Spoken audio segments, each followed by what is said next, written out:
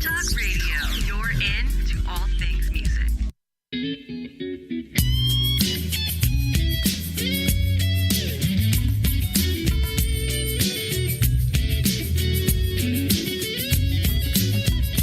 Welcome to Jackie's Groove. Come journey with us through the rhythm of the music business with your host, Jackie Bertoni.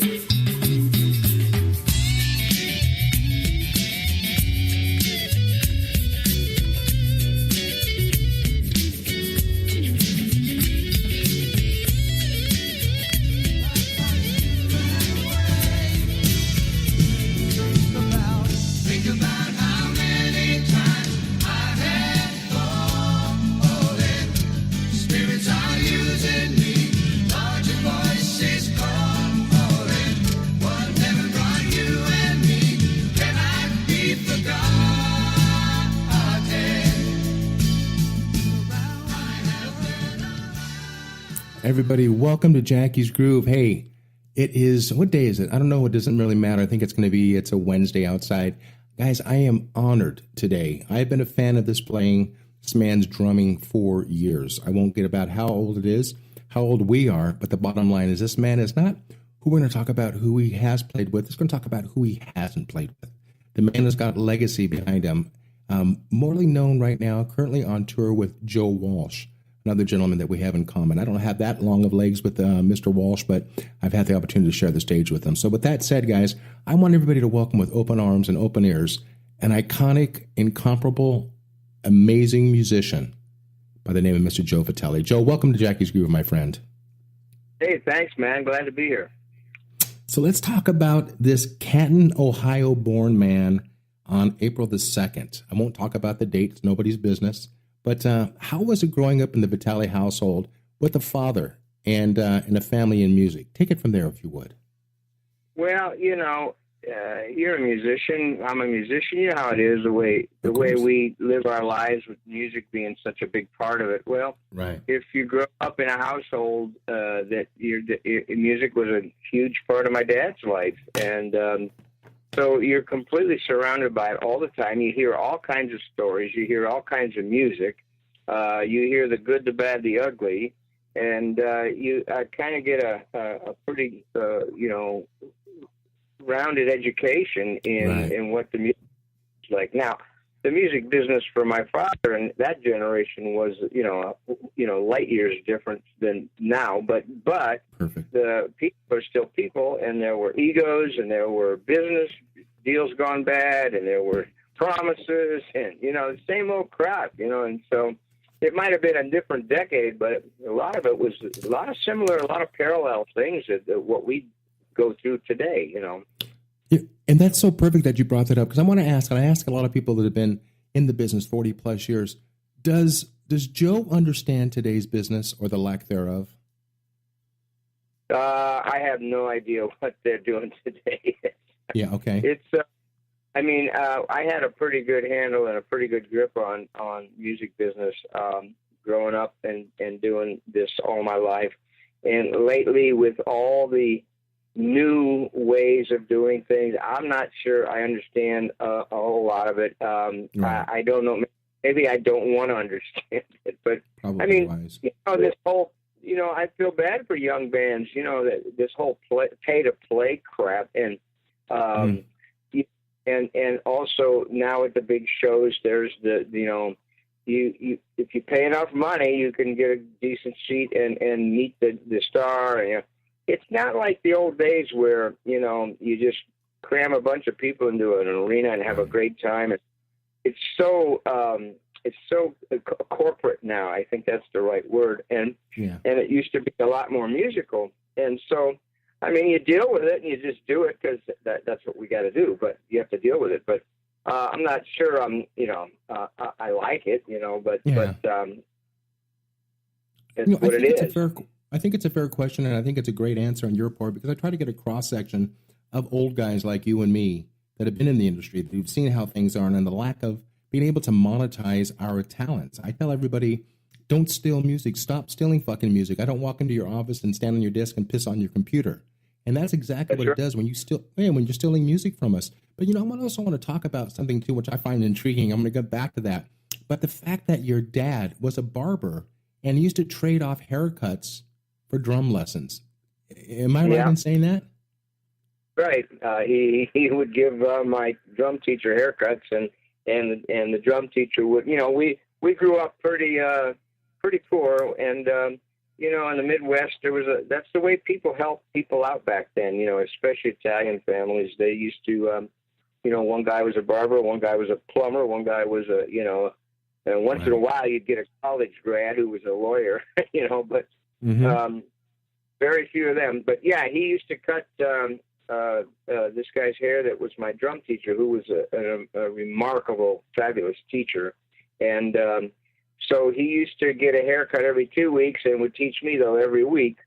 And, back then, haircuts were $1, and, drum lessons were $2, $1.50, $2, So it was about the same deal, but it was a good trade-off. My dad had to give up a half hour of his time, where he could have a regular paying customer, but he wouldn't get paid, but I'd get drum lessons, And Joe, let me ask you this question, if you can be so kind to share with me. A lot of my great entertainers I've had on, the Ann Wilsons, the Andy Summers, and so on, you are now that A-list. You've been jumped in. There's no way you're jumping out of this, my friend. But the question I wanted to ask you, so many of these great entertainers have come from the school of Berkeley and or North Texas. Can you share with me and the listeners out there, what is it that you brought and took from your education at Kent State? Actually, my education at Kent State was mostly street education in the clubs. I learned how to play, and I learned how to deal with bands and all that stuff. I mean, the college end of it, I actually turned down a scholarship to Oberlin School of Music because once I saw the Beatles on Ed Sullivan in 1964, that's all I wanted to do. Mm-hmm. I didn't really get I didn't want to get a degree in music, in that type of degree. I did not want to be a band director. Not that there's anything wrong with them guys, but that's a tough gig, and that wasn't for me. I wanted to perform. I wanted to, I watched the Beatles, and it was settled right that night. It was settled in my mind, and it's still settled. And that many years ago, it's still the same.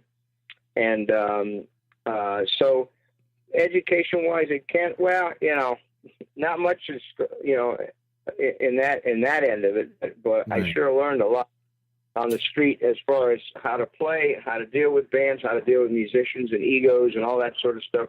So that was a different kind of education I got. And let me ask this question. The group, The Childs, that you were originally with from 64 to 68, do you remember, think hard for a second, Joe, do you remember what you were getting paid on a gig like that? Do you remember it all? I sure do. Yep, we'd play 3 hours, and 4 of us, and they gave us anywhere from $75 to $90 for 4 of us for 3 hours. Plus, we had to pay 10% to the management.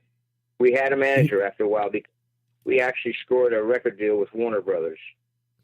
And you know what sucks about this, my friend? That's what we're making right now as sidemen in local gigs. So not much has changed, unfortunately. It's terrible. It's really bad. I don't know how it is. I don't know how it is where you're at, but out here in L.A., in San Diego, Joe, we are losing venues. I mean, large venues and small venues that show talent. We still have the baked potato, which I don't think is ever going to go by the wayside.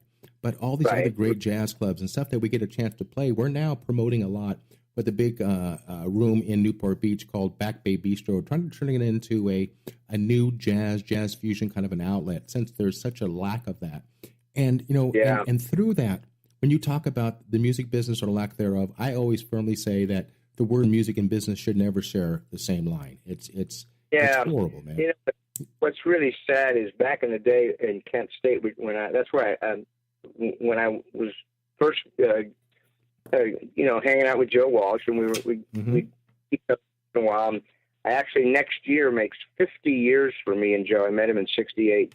Crazy. So, 50 years next year. Anyway, there were so many places to play and so many gigs. We actually turned down gigs. We'd get a call and we'd go, sorry, I can't do it. We're already booked. We were playing 5 and 6 nights a week. So for the economy in the late 60s to make, $10, $15 a piece a night for 5 or 6 nights, every week. We were easily able to afford an apartment and food and a car. And, we weren't rich, but we certainly able to pay our bills. And like I say, there was so much work, we actually turned down work. And that's I don't even hear about that kind of stuff today. That bands, sadly enough, on the local level, it's not that they don't want to work. There's no place to play. Right.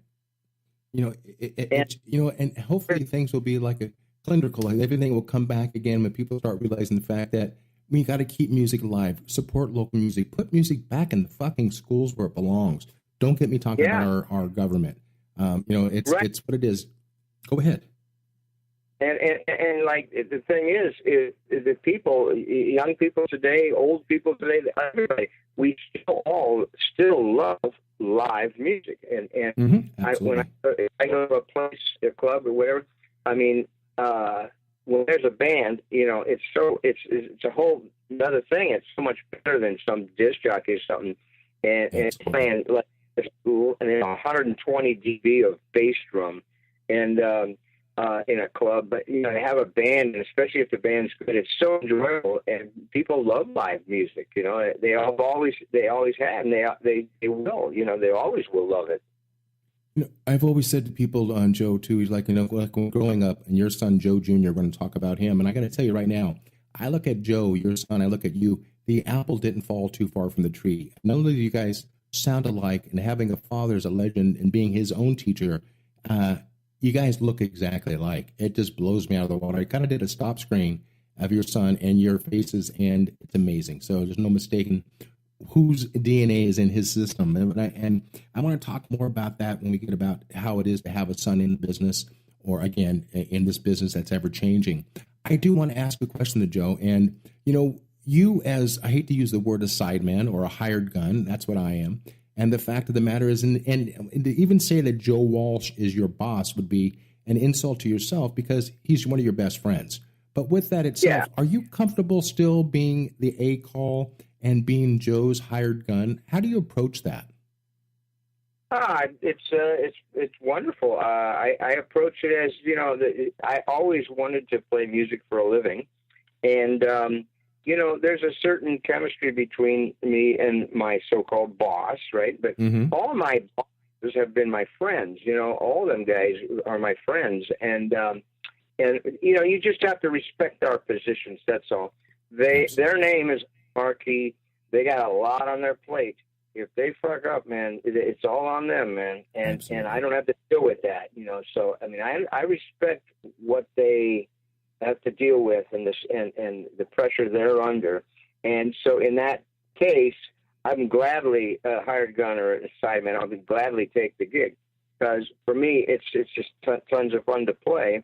And they make quite a bit more money than I do, but that's a given. Of course they do. Sure. And I'm glad they do, because they keep working and they keep us working. And but I'm fine with it. I don't know. A lot of my musician friends, the happiest guys I know out there are guys like myself that we're still working, and we're rocking and rolling, and it seems like a lot of the problems kind of passed us by with like different kinds of problems on the road and all that. Right. We don't have a lot of issues to deal with. Our things that we deal with is, show up on time, do a great job, smile and be friendly, and that's our gig, And I want to say something, and I'm going to be hard pressed, and I want you to correct me if I'm wrong. But your partner, your boss, Joe Walsh. It's funny, when I look at your bio, you and I have a lot of musicians in common. I've had the pleasure of working over the years with Stephen Stills, and then working with the situation. I also got a chance to record and shoot a movie date with Joe back in 2000 for HD Planet Corporation. Yeah, in a show called HD Planet. Same producer for the Soundstage PBS specials. We did this with HBO and Sony. Unfortunately, it was right when HD started taking off, and then it took so long for production that it got thrown by the wayside. But what I want to share about your partner, Joe, I had a chance to meet him. He was the last one that was signed on to the show, and he was going to do a solo only. And behind us on the stage was a 40 by 40 foot HD screen. And on stage was myself on percussion, Michael Rhodes on bass, Eddie Bears on drums, all the Nashville heavies, Brent Mason on guitar. And Joe comes out, and he was going to do a solo performance. And when he heard the sound check, Joe walked backstage in only Joe's voice, and you can hear it. I'm not going to do an impersonation of him, but he said, I was going to come on and do a solo, but how in the fuck am I going to do this when I had this much talent on stage? He looked at us and said, Funk 49? We said, yes. He said, In the City? We said, yes. He said, Rocky Mountain? I said, yes. He goes, good. The director comes in freaking out. He goes, I just blocked the cameras. And then Joe looked at him and goes, well, guess what you get to do? You get to unblock them and reblock them. I'm not going on stage without it. And we did this. So fast forward, we do the show, and the lights go up. Bill Curtis, an amazing journalist, was the show host. And Joe walks out on stage, Joe Walsh, in a pair of medical scrubs and a little neon necklace. And he said, can you imagine showing up in the emergency room? You open your eyes, you're almost on death's bed, and I go, hello, I'm Dr. Walsh. He goes, there, you can tell you right now, the flat line would be heard across the nation. So, but we had a great time. He said to me and Eddie, during Funk 49 at the bridge, take off drum percussion solo, but for Christ's sakes, bring me back in. And when he stood up there, he did the opening, and the audience went berserk. He goes, oh, good. He goes, you remember that song. So I can actually say that I had the time with Joe Walsh, and it was Education 101 and something for my bio. But I want to talk when we come back on the next segment, my brother, because groups that I really, really love, I haven't heard in a long time. With Phil Keaggy and Glass Harp and the Michael Stanley Band. And I want to talk about the Eagles with my relationship with Timothy B. Schmidt and the Beach Boys. And then I want to talk about and thank you for everything you do for the Rock and Roll Fantasy Camp. That just not too long ago, you were involved in that, and giving the young kids a chance to see the great, Joe Vitale on drums. And so we're going to talk more about that. I do want to pick up the fact and talk about your son and what he's educated his dad upon in today's music, or the lack thereof, and how much old music is in his soul and his DNA. So, Joe, when we come back on the next segment number 3 of a 1-hour show with this legend by the name of Joe Vitale, I'm a fan, my brother. I've always have been. And I pray to God that you and I get a chance to share the stage, if not an album together. Again, your pocket playing is beyond reproach. So with that said, guys, my name is Jackie Bertoni. The show is called Jackie's Groove. It's brought to you by Intertalk Radio, and our motto is connect to all things music. We come back on segment number 2 with Mr. Joe Vitale, an incomparable drummer. So, Joe, don't go anywhere. You guys don't want to go anywhere. We'll be right back after a short break. Stay tuned.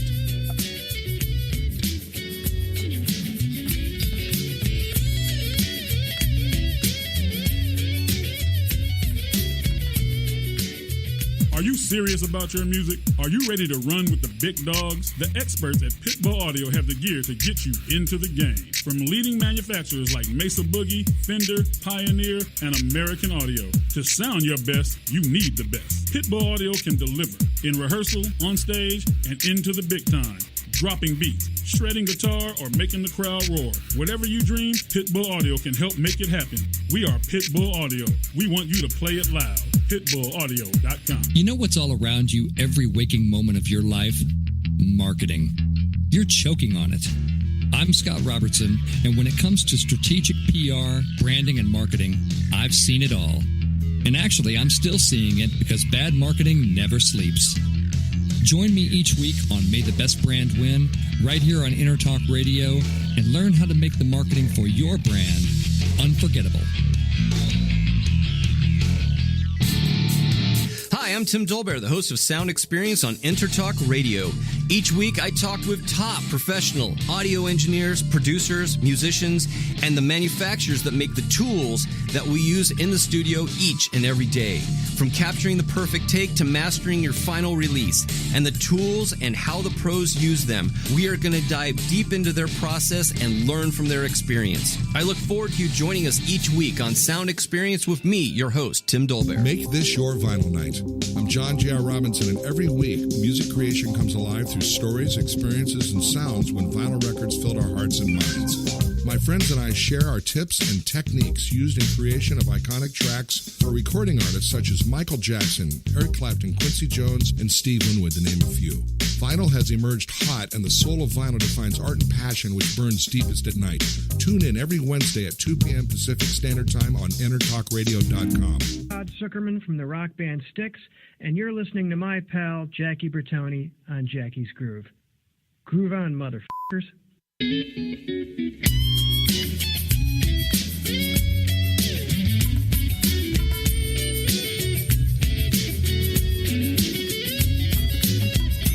Welcome to Jackie's Groove. Come journey with us through the rhythm of the music business with your host, Jackie Bertoni.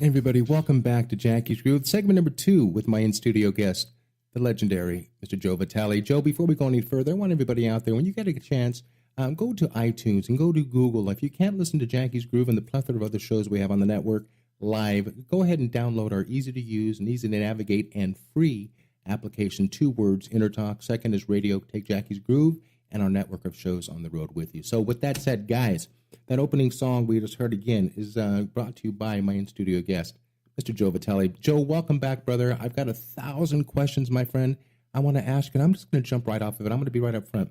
You know, when I was working back in 2000 with Joe Walsh, Joe was sober back then, and he still is to this day. I believe in what I've heard throughout the industry, especially for the legacy of great drummers that have followed in your footsteps that I've had a chance to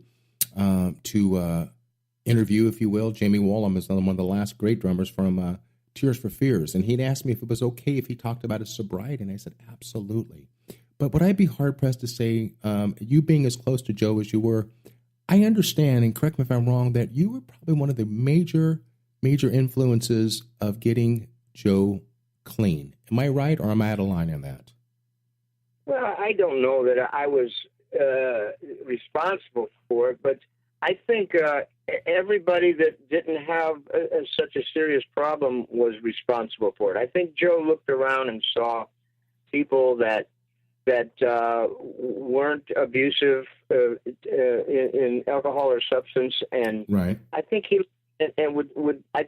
just cumulative looking at everybody and that actually having lives and enjoying their life without substance abuse. And I think he still had to make that decision right then, and I'm glad he did. But I think it wasn't me necessarily. I was very close with him. We worked together a lot, and I didn't really preach to him about any of that. I sometimes living by example is probably better, and than shoving it down someone's throat, you know. But I think in all, if I remember right, he was struggling with it, and like anybody in his situation was struggling. And I think people look around and they see a lot of other people that they reflect on it, and I think we've all were responsible, for that. And at the end of the day, it really doesn't matter as long as he's healthy and sober and clean again now. Amen. And so, it really, whatever route and whatever road you take to get there is secondary to getting there. So, I don't know that I was, I'm humbled if I was even slightly responsible. I think you're being humble here. Yeah. But, man, I said again, there was a lot of people that I think he looked at, and but like I say, the end result is most important, and he is so healthy now, it's almost ridiculous. He's like a kid, man. He's singing and playing like he did in '69, Yeah, and I say that because I want to get congratulations on the upcoming 50 years. My dear friends, a group called Chicago celebrated 50 years this year, and also the group I started out with next year, Tower of Power, celebrating 50 years. it shows that we're Wow. really that old, my friend. Yeah. So, and it's old, called brother. being, yeah, you know what? It's called being relevant, man, staying relevant. I said last year, we were very, very, very honored to be part of Chicago's induction to the Rock and Roll Hall of Fame. And this year, my wife and I were sitting down on a Saturday night. We were watching the HBO special in April. And I'm proud to say that I've had the opportunity to interview 14 members that have been inducted into the Hall of Fame. So, yes, I'm blowing my own horn here and blowing smoke up my own great. ass. We're really privileged, you know, but I said on Facebook and social media, and I said this, and forgive my terms, I said, as my wife was sitting here watching the Rock and Roll Hall of Fame, there's musicians on stage that are probably as old as your father, if not your grandparents. The reason why they're still relevant is because they're real musicians playing real fucking instruments and playing real fucking music. And that's the bottom line, because you know what? With Joe, I mean, I can only talk about like the group Styx and Journey and so on. Well, we're in the audience. And Joe, we're seeing our people our age, we're seeing our children's age, and then we're seeing the children's age. And I think that just proves testament to great music. And with that said, let's talk about your offspring. Let's talk about Joe Jr. How was it for him growing up in the shadows, if you will, of his father, Joe Anthony Vitale? Talk to me about that. Well, I don't think there was much pressure on him, and I'm glad because as a very small child, like when he was 5 and 6 and 7, my wife and my son would come out on tours, and he would be around the guys. He'd be in big arenas and see all the hoopla and all the excitement, and it was like, oh, this is cool. In other words, it wasn't like a surprise to him to all of a sudden be experiencing this, surrounded by this.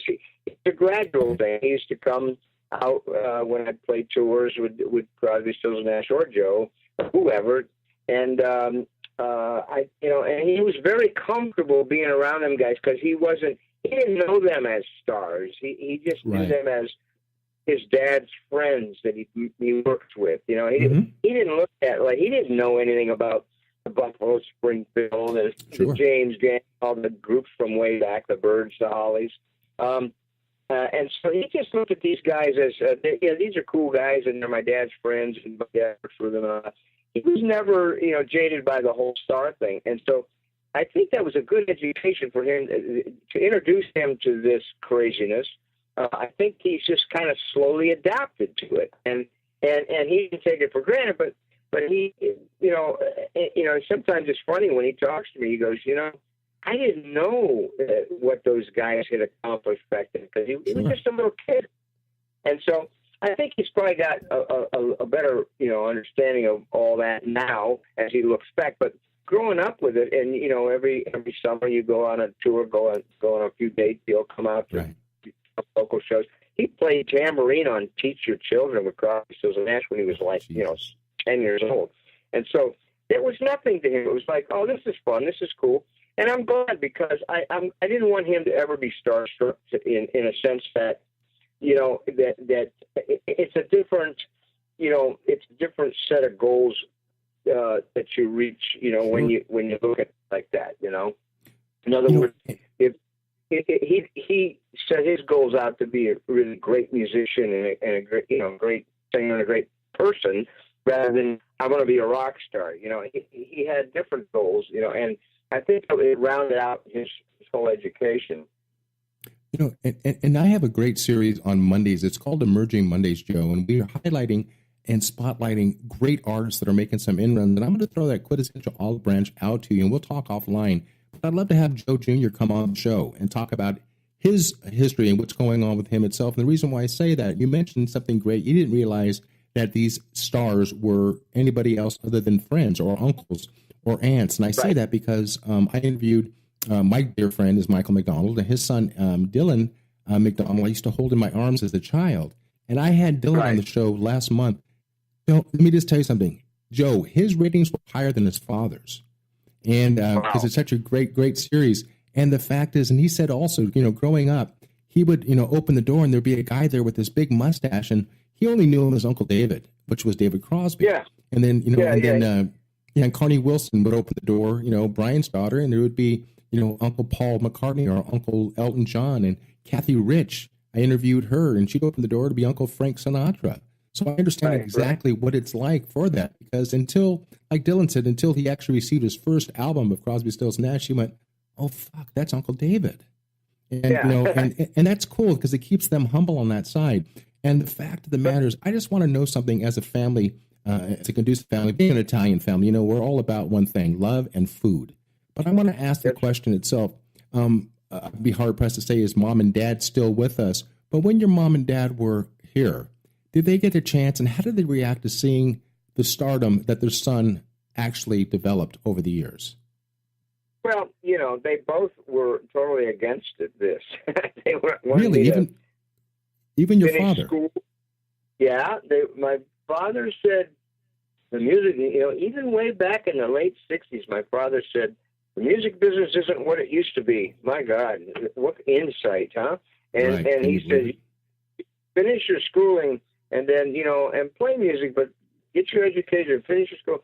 And, you know, I think it took until he saw me on, like, Johnny Carson or Ed, you know, one of the shows I was on, that Johnny Carson or Saturday Night Live, one of them, the first one that I did, that he saw that, I think he accepted that, oh, well, maybe he'll do okay in this business. In other words, it took many years for him to change his mind about. He always had, you know, he's a musician, he loved music, but he didn't see the business, the 1960s rock and roll explosion, the British invasion, and all that.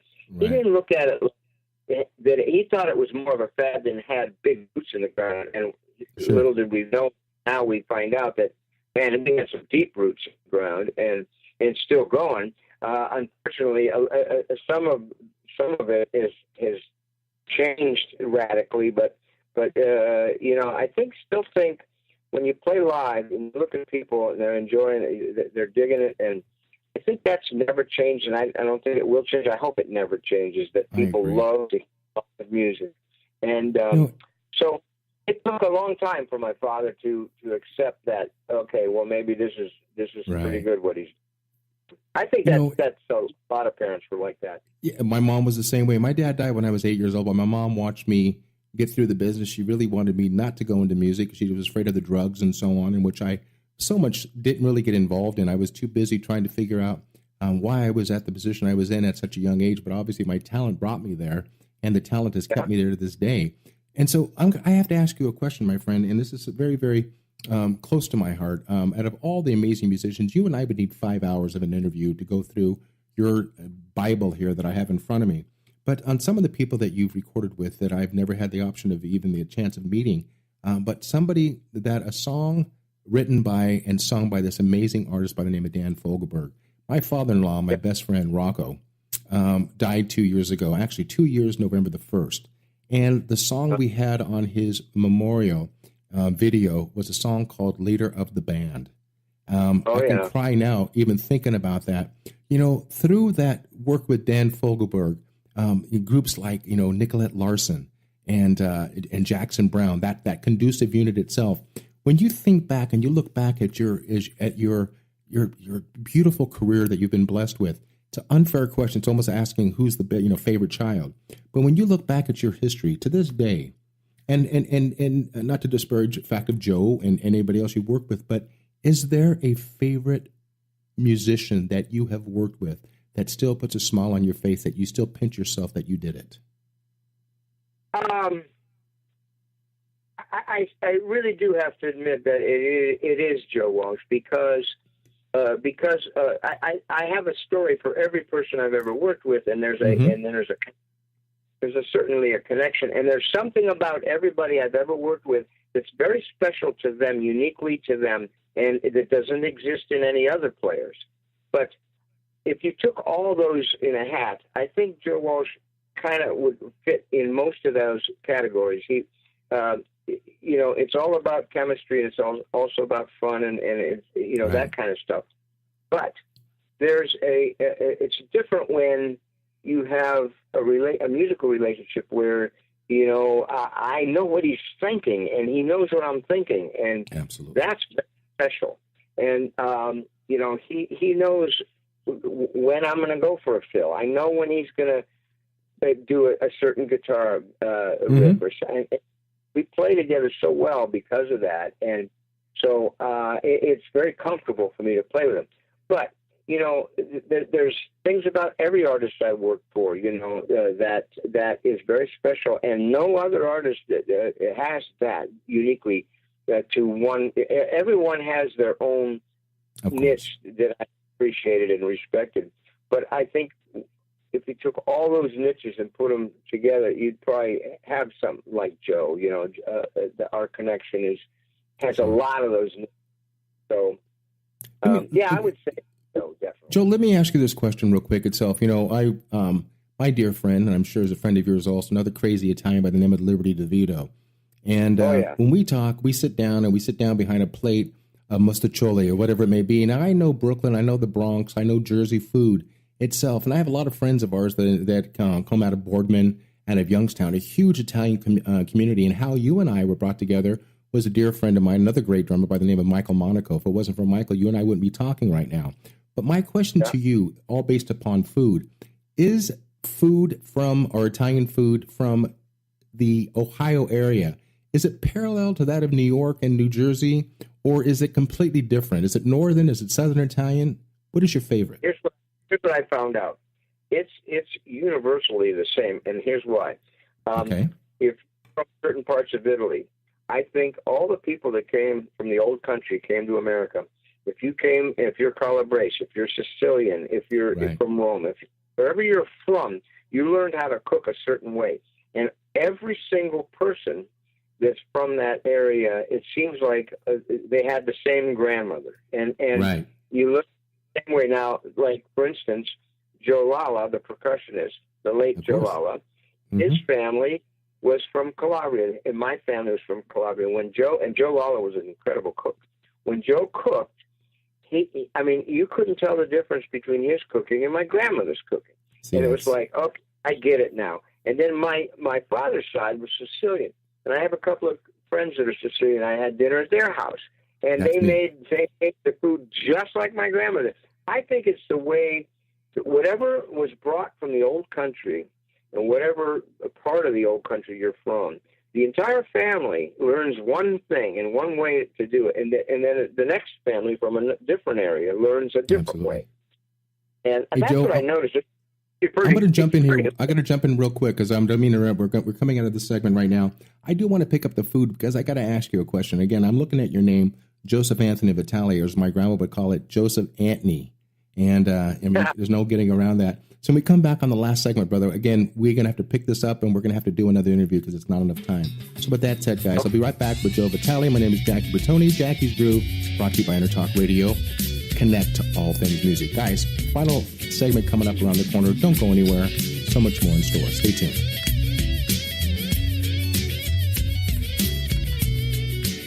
Hi, this is Tim Dolbear, host of Sound Experience here on Intertalk Radio. And Source Connect by Source Element is the essential tool that we use to link between my studio in Austin, Texas, and the WS radio station in San Diego. Now, with Source Connect, not only can we communicate in real time and with HD audio, but it's synced up and is of a high enough quality that I can use it for real-time ADR work, remote recording, and overdubbing, and it even allows me to remotely control a DAW. Source Connect by Source Element. Affordable, high-quality audio and video connection over the internet for all of your production needs. You know what's all around you every waking moment of your life?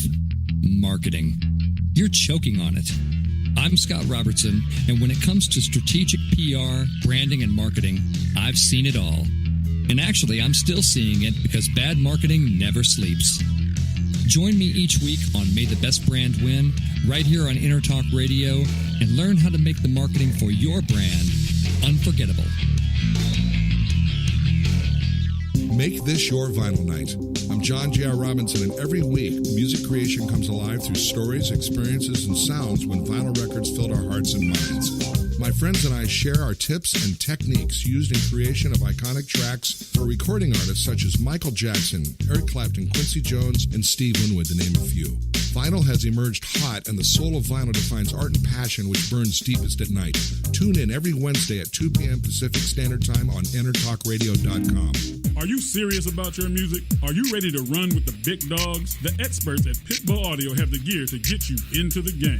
From leading manufacturers like Mesa Boogie, Fender, Pioneer, and American Audio. To sound your best, you need the best. Pitbull Audio can deliver in rehearsal, on stage, and into the big time. Dropping beats, shredding guitar, or making the crowd roar. Whatever you dream, Pitbull Audio can help make it happen. We are Pitbull Audio. We want you to play it loud. PitbullAudio.com. Hi, this is Michael McDonald, and you're listening to my good buddy Jackie Bertoni on Jackie's Groove.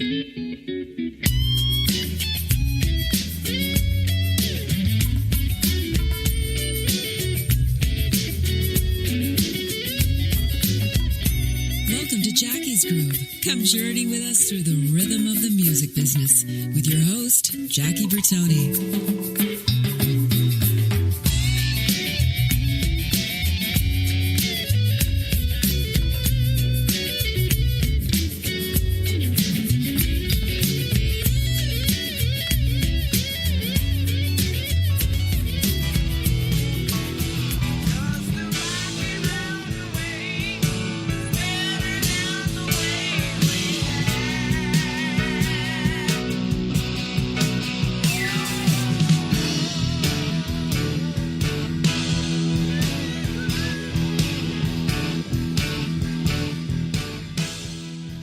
Everybody, welcome back to the Rocky Mountain Way. Guys, Jackie Bertoni, Jackie's Groove.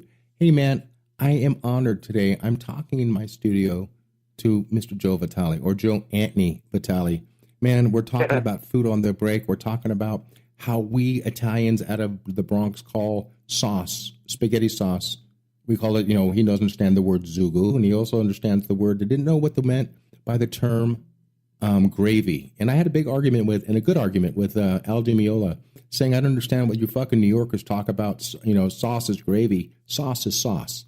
And it's a fact, and so we talked about that, then we all ended up breaking bread and having a great time. Hey, Joe, I wanted to say one thing, I'm Joe, with the banding, everybody together, working together hand in hand, it takes more than a village. We're not a standalone. We need that support. And the support I have and the success of my show is based upon everybody at Intertalk Radio. And that comes from my engineer who's on the board today, Cedric, and his girlfriend, Megan, who does all the production. You've spoken to her. And then Paul Berezetsky, who's actually in Indiana right now doing a thing for NAMM. And the gentleman that wants to come on because, Joe, he's a big fan. Not only is he the CEO of the network, he said to me personally, can I come and say hi to him? I said, absolutely. So with that said, Joe, do me a favor. Say hi to Florentino Buenaventura. And Buenaventura, please say hi to Mr. Joe Vitale. Hey, Joe, what's going on, buddy? Hey, how you doing? I'm doing good, man. Just enjoying a Friday, man. It's all going good. We're having a good time here. Yeah, it sounded like it. You guys, you're making me hungry talking about Italian food. I want some sauce now. I want some gravy. Two Italians in an interview, food's going to be brought up. Oh, yeah. Did Cappy, I've been in and out of the interview. Did Cappy jump on about the food yet or what? No, that's my wife, by the way. In fact, no, yeah, Joe, my wife commandeered my show with Liberty. They were talking about food, and I stepped away from the mic, and they took over and talked about everything from Barjol to Spadini to Gudina, to Mortadella, and all the good food. So luckily she's not here right now. She's working. Somebody's got to make a living. So I'm going to step back. You guys go ahead and chop it up for a little bit here. Yeah. So man, it's good. And I think we've talked about this a number of times. And you and I haven't had a chance to talk about this though, Joe, is that, we made this network to spotlight the players like yourself who are the foundation, especially drummers, man. I'm not just saying that because Jack's we certainly appreciate it. We really appreciate it. Yeah, man. We've got a lot of drummers on this network. It's kind of funny. We started off with only a couple, and now it's nothing but drummer network. That's good. I didn't argue with that. That's good. I know, man. We should call this Enter Drums. Well, drummers are friendly. Drummers don't have attitudes. They're very friendly, and we don't have anything to prove. We're just laying a groove down. Unlike what? Bass players. Yeah, not like bass players, not like guitar players, like the guy that's on the control panel there. But no, I talked to Rob Wallace, and that was the one thing that we both, definitely were like of the understanding is that, and Rob Wallace being iconic drum guru here in the industry. Music. Yeah. But that drummers can collaborate and You always hear, hey, who wants to woodshed? Drummers will come and play and jam with each other, but you can't get a guitar player to do that. Drummers are friendly. They're never hesitant to show somebody something. If some other drummers ask me to show them how I did something, or if I ask other drummers, how did you do that? Show me what you just did there. They never are weird about it. They always are very supportive and helpful, and I just noticed that about drummers. We don't have anything to prove. We're all in this together, and we have normal egos like anybody else, but we don't have big egos, and we just try to do our thing and help our fellow drummers, Yeah, just avoid spontaneously combusting. You are good. Yeah. As long as you can avoid that, you're in fine. That's it. Just don't go on fire. Exactly. So with that said, man, we really like this segment to be about, how can we get a hold of, how do we know more about you? And the last show, I was really surprised. We've only had this one other time. Ron Powell gave out his phone number. I'm like, you're bold, man. Exactly. But we don't expect the phone number stuff. But we would like a credit card number and social security number. But other than that, social medias, all that other fun stuff how people can find out more about you. Right. I have a website. I have a book. Ooh. Let's talk about the website first. Yeah. Yep, it's called JoeVitaleOnDrums.com. And I must admit, I'm not real active with it. My son helps me mostly. He keeps it alive and doing a good job of it. And I'm catching up with all the social media, and I appreciate it and respect it. And I don't have as much time as I'd like to on it, but I do a ton on Facebook, and I have a musician page on Facebook, and I've got my website. And then we wrote a book called Backstage Pass, and it's pretty much what I've done up to at least a few years ago, and from the beginning. And there's a ton of pictures in it. There's like over 750 photos in it. And so far, we've never gotten a bad comment about it. So, as a matter of fact, we've got only how do the listeners find about that book? Can they buy it on your website? Can they go through Amazon? Where can they find this book? That's the best place to buy it is on my website, because when we get orders on my website for the book, I sign them, I autograph them, and I personalize them to them. Nice. And it works out pretty good. It's a good deal on there, and some of the other outlets have, there's a lot of outlets have the book, but some of them we don't have control of pricing and all that. But on my website, that's the best deal in town. And but yeah, go to JoeVitaleOnDrums.com and you can order the book there and CDs and different things. Backstage Pass. There you go. Yep. I love it. Perfect. Already, I'm going to get back to this, Florentino, because we need 5 hours with Mr. Vitale. We've only got another 9.5 minutes. So I'm going to suck this up right now. I'm going to thank you for joining us. Thank you, Joe. Now go, get away. Leave me.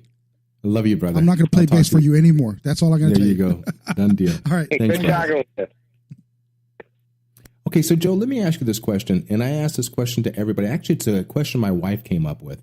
And I was never apprehensive of asking it, but every time I ask this to the notables, such as you and everybody else we've had on this network, here goes the question. I want an honest answer from you. If Joe Anthony Vitale was not playing music, if music was not even in your vocabulary, if there was no such thing as music, what would Joe Vitale be doing today? Well, okay.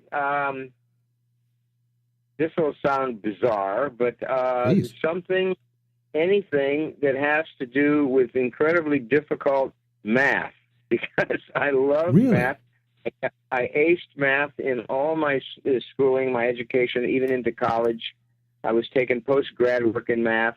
I aced everything. That doesn't mean I did well in anything else, but in math, I did really well. I love math. I love problem solving.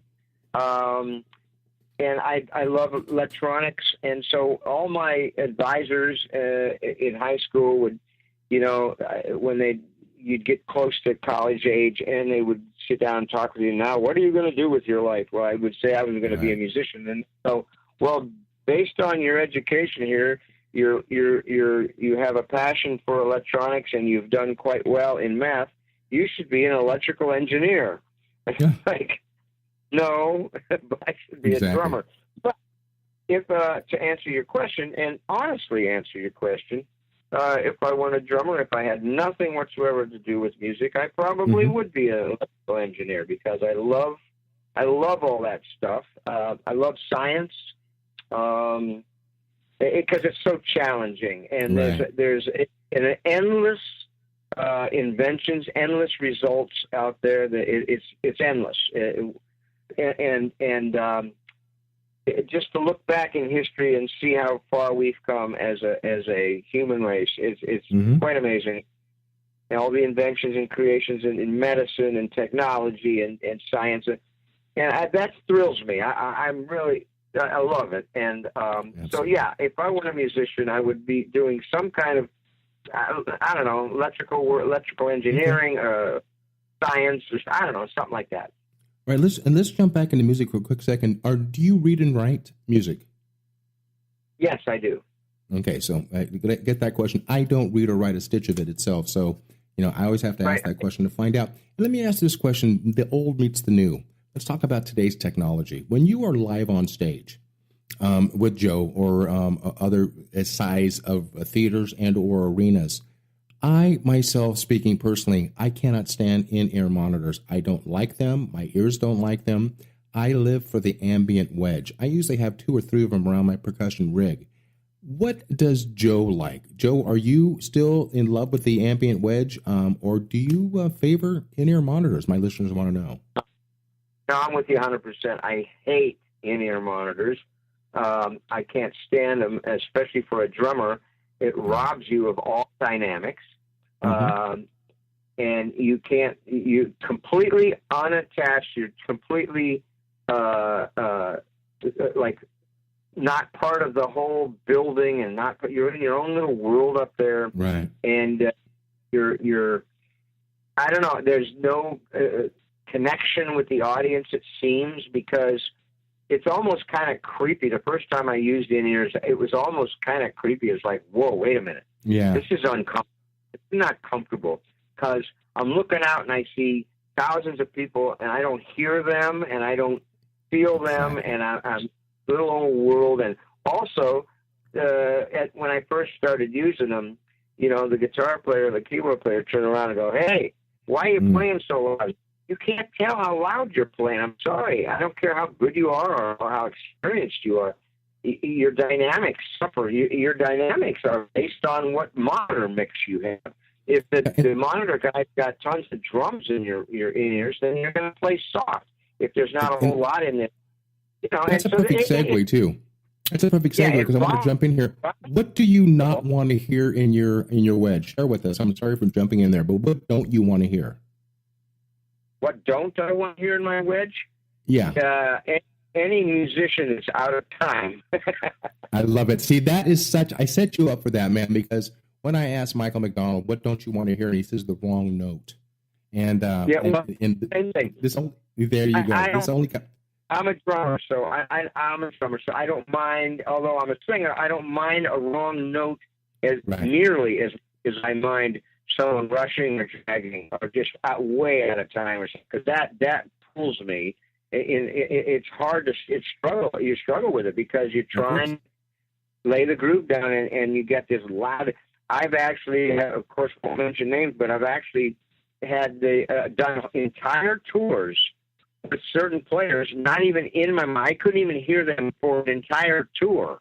Ouch. And it was better that way, just because, I don't want to be a jerk about it, but I also want to be good, so I had to play with people that are grooving, and so, that's what I don't have in my monitor is anybody that's out of the groove. And Joe, let me just ask you this question too. I'm real curious about this. Regarding today's music and so on, or again, I said the lack thereof, Are you optimistic or are you pessimistic in your old age about the business, where it's going or where it's staying stagnant? Tell me about that. I'm sorry, about what? Are you the music business itself, the future of that? Are you optimistic or pessimistic about it? I'm kind of on the fence. I'm a little nervous about all the streaming and the downloads and the streaming that we music. I'm a writer, we're getting kind of screwed here, and it's how we make a living. What I'm kind of seeing, a trend that I'm seeing, which is very disheartening, very, very depressing, is that a lot of people that are great songwriters quit writing songs because there's not a whole lot of royalty anymore to look forward to. And, I get my BMI reports, and I've got a ton of songs out there on the airwaves. And, the whole streaming thing was, the different outlets you can use. Absolutely. They're killing us. And, you don't have a plumber come to your house, a stream of plumber into your house, and you pay him 2 cents. So, yeah, I'm a little bit nervous about the business and the future business.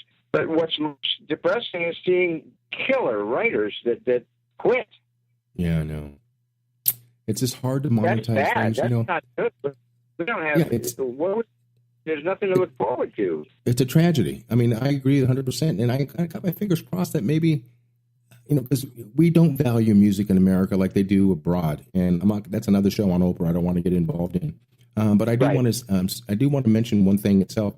And this is in the last minute and a half. I have to ask this question. And give me a quick question, a quick answer. Again, it's like telling you who your favorite child is. Out of all the songs that you perform with Joe and have over the years, when you look down at the set list, is there a song on there that makes you smile that you can't wait to get to? What song is it and why? Probably, of course, Rocky Mountain Way, but probably Life's Been Good, because that is just a ball to play. Yeah. And it's so funny, and I enjoy hearing Joe sing it every night, and looking out and seeing the people, they love it. You see it on their faces, and so, yes, that's a song I love, and, back in the Crosby, Stills, and Nash days, looking at the set list and seeing Sweet Judy Blue Eyes or Carry On, songs like that was all exciting, Hey, Joe, I want to, again, I know that you said, we talked on the phone, you said, 2 hours have been too long, but look at this, man. We're coming out of the last 41 seconds, and we haven't even touched a quarter of your career. So I'm going to put that extension out there again. We would love to have you come back when there's something new on your plate that you want to share. We cannot wait. And I want the listeners out there also, go onto YouTube, type in Joe Vitale, drummer, and look at these great things and subscribe to his channel. He's got some great content on there. He's got some great solo performances. And are you a DW artist? Yes, I am. Okay, I thought so. We have so many of our drummers on there itself. If you get a chance, reach out to John Good. He's got little health issues right now. I think he'd love to hear from you, Joe. So I'm just throwing it out to you. And so with that said, guys, I'm going to say goodbye right now to Mr. Joe Vitale. Joe, I love you for Benny Grazie, as we say, for your putting your best foot forward and helping our show become so successful. Guys, Jackie Bertoni, Jackie's Group, Planet Talk Radio Network, Connection with Things Music. Say goodbye to Mr. Joe Vitale. Joe, thank you so much, my brother. Let's do this again. Absolutely. God bless. This is Jackie Bertoni from Jackie's Groove. Come join me weekly on my journey through the music business as I take you behind the velvet rope, interviewing industry notables such as Al Di Meola, Michael McDonald, and Al Jarreau, to name but a few. Listen to their stories on being in the studios recording #1 hits and onto the stages throughout the globe. Allow me to be your music historian.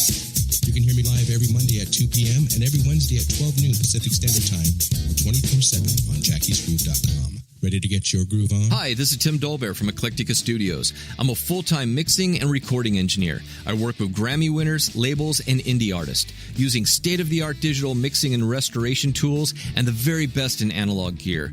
Really, though, it's my ability to bring tracks to life and fulfill your vision for your music. This has made me sought after by producers and artists worldwide. So spend your time working on music and not chasing a mix down a rabbit hole.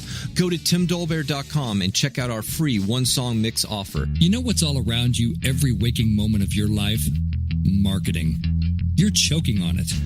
I'm Scott Robertson, and when it comes to strategic PR, branding, and marketing, I've seen it all. And actually, I'm still seeing it because bad marketing never sleeps. Join me each week on May the Best Brand Win, right here on Intertalk Radio, and learn how to make the marketing for your brand unforgettable. Are you serious about your music? Are you ready to run with the big dogs? The experts at Pitbull Audio have the gear to get you into the game. From leading manufacturers like Mesa Boogie, Fender, Pioneer, and American Audio. To sound your best, you need the best. Pitbull Audio can deliver in rehearsal, on stage, and into the big time. Dropping beats, shredding guitar, or making the crowd roar. Whatever you dream, Pitbull Audio can help make it happen. We are Pitbull Audio. We want you to play it loud. PitbullAudio.com.